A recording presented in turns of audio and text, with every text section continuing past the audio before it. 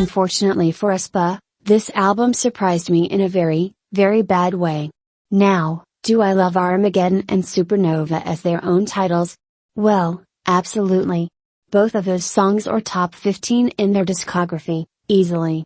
But then the rest of the songs off of this project are where the issue lies for me. I've come to accept the fact that the chances of having a K-pop album with a consistent track list are slim to none. And you know what? I'm fine with that. As long as the songs are good. But, the songs off of this album are not quite there. All the way from the song's mind to melody present different ideas, which I do think is nice. But most of the songs didn't quite feel fleshed fully out in my opinion. I think that Live My Life has a set idea, and it does work, but I really can't stand pop rock and K-pop, so I won't be streaming. I think that we should have had this be an EP with the two titles, Bahama, Licorice, Melody, and maybe Set the Tone. I'd give this release a 5.1 out of 10.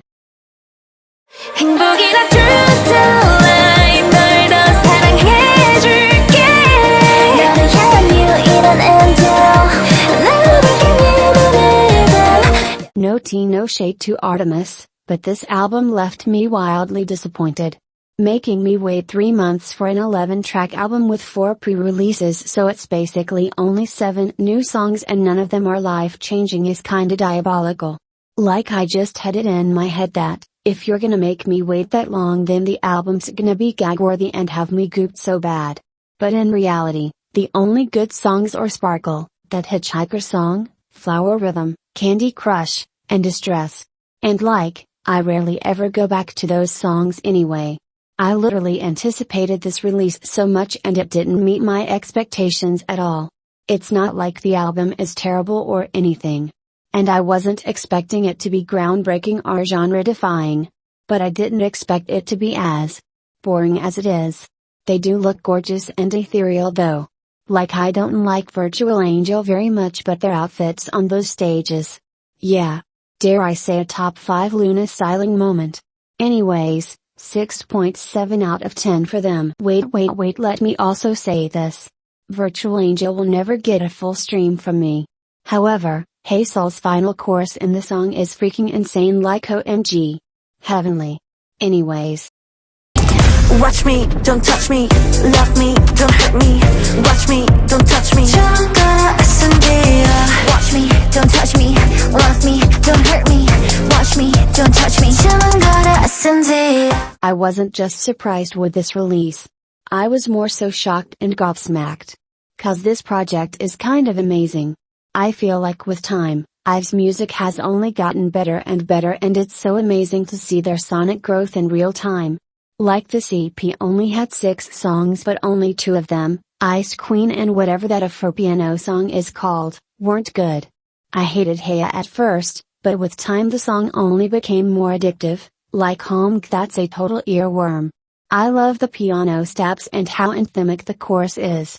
And Exendio is so freaking amazing too.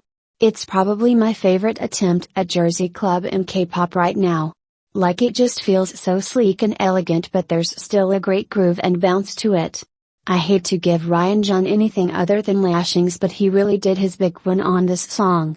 Also another thing, the visuals are so amazing.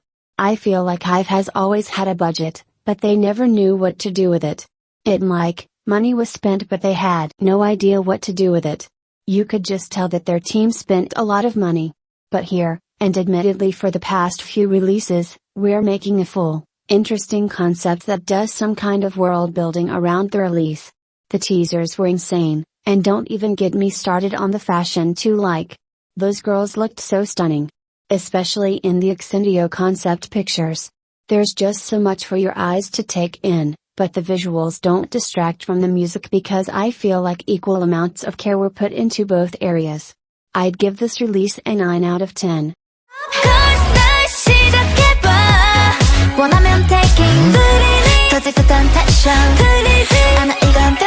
To be honest, I'm just surprised that it's not impeccable like their debut. But I'm kinda half and half with the album. Girls' Night is miles ahead of Sensitive in my opinion. The chorus is more full, the song is more catchy, and I just prefer how they sound on this song. My main gripe is with the album as a whole, I guess. The intro is so good.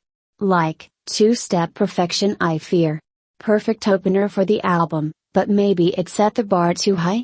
I feel like every song on this album has paled in comparison to the first two tracks, which didn't make for the best listen. Surprisingly enough, I have a love-hate relationship with Boomerang. On one hand, I'm like, OMG, hybrid trap done right and K-pop, this sounds amazing. But then on the other hand, I kinda can't take the lyrics seriously and they make me laugh. But not in a Julie Ragbeer this is so camp kind of way, or second-gen K-pop groups just saying anything kind of way. But in more of a, why are you saying this kind of way? I can definitely see the vision for this album, but it doesn't quite hit the mark for me like anywhere. But I could understand how somebody could like it. But all in all, 6.5 out of 10. They tried. Smoothie, smoothie, smoothie, smoothie, smoothie, smoothie. 다처럼 갈아 넣은 smoothie, smoothie, smoothie, smoothie, smoothie, smoothie. In my opinion, Dream is the NCT unit with the best music. Do I only end up liking 4 or 5 songs off of each of their albums? Well, yes. But that's more than the other NCT units can say for themselves, so I'll take it. So with that in mind, you can imagine my shock when I don't like a single song off of this project. I think this project from top to bottom is just not good. Smoothie is like their worst title since Hot Sauce, like what is going on in that song. I kind of almost got the opening track I Can't Feel Anything, which was one of the 2 Jersey Club songs on this record. I think that all was going alright, until that part in the chorus where they all yell I can't feel like herm. No thank you. Carrot Cake is just corny to me, I'm sorry. Unknown is boring up until Shin's final chorus. I wanted to like Breathing, because I do enjoy NCT ballads. Mainly cause the rapping is kept to a minimum, and with a group that has the voices of Mark and Yenu in it, that'd be highly appreciated. Unfortunately for them, this song is slightly more boring than Unknown. At least Unknown was a 2-step song, so I was grooving at least a little bit. Anyways. 2 out of 10. We'll get them next time. I don't wanna be a monster. 나를 완전히 끊어내줘. 내 가족일 것 같아도 넌 모른 척 지나쳐줘. Unification is gonna get me for this, but I must speak my truth. I think this album is a snoozefest and a half. Wait, actually no. Half of the album is boring, then the other half is good, just not by ONF's usual standard of good music. Like, I am so sorry, but I think By My Monster is boring. Like, yes, I understand the third-gen dramatic boy group music revival allegations, but something feels missing here. Like, sure, they sound great, that's kind of expected from them because they have, singers. But I really don't mess with the instrumental like at all. The last 30 seconds are gorgeous, yes. But just like with Virtual Angel, the last part of a song, no matter how good it is, cannot save it. I think Chemical Type kinda had something going for it, like yes, hip hop, soul and K-pop is back. But then Wyatt came on the mic and ruined everything. Like, I really didn't like how he sounded there. Breath, Haze and Shadow is the best song. Love a good ballad with great singers MMHM, but also Woe Slave to the Rhythm is a great song. Good house. Anyways. 5 out of 10. La la la la la la la la la la la la la la la la la la la la. To be honest, I'd be more happy if this was an album full of their remastered titles, rather than having the extra 4 songs. I was thinking like, how could you fumble a compilation album, but they did. They did so bad. Maestro is one of their worst titles like, ever. Like, this is hot levels of bad, and that's saying something cause that song is terrible. This one might be worse. The verses are kind of awful and I do not like how their voices sound in them. But then the chorus is just empty. Like, this is not how you do an anti-drop. Then the other unit songs aren't good either. Vocal unit song forgettable, even though they sound good.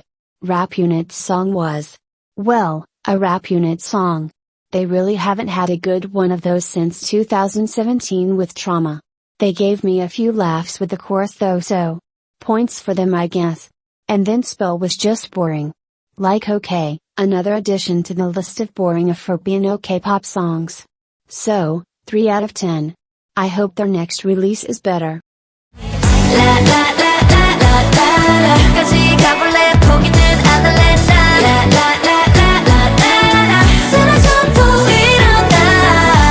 I was kinda scared for this release. Like I assumed that the project would be half filler, but they pleasantly proved me wrong. This album is great, and probably my favorite release of theirs since Crystal Eye's debut.